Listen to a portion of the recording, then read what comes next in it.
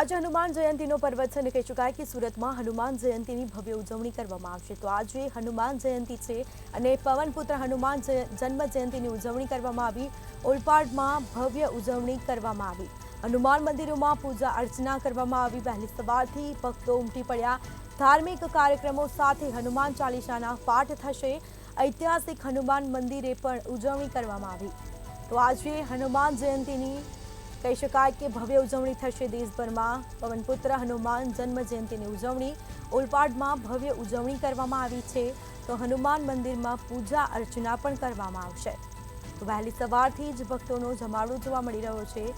ધાર્મિક કાર્યક્રમ સાથે હનુમાન ચાલીસાના પાઠ સુંદરકાંડ પણ કરવામાં આવશે। ઐતિહાસિક હનુમાન મંદિરમાં પણ આ ઉજવણી થઈ રહી છે। વહેલી સવારથી ભક્તો હનુમાનજીના દર્શનાર્થે આવી રહ્યા છે અને દર્શન કરી ધન્યતા અનુભવી રહ્યા છે।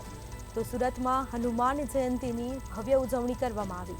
પવનપુત્ર હનુમાન જન્મ જયંતીની ઉજવણી કરવામાં આવી છે।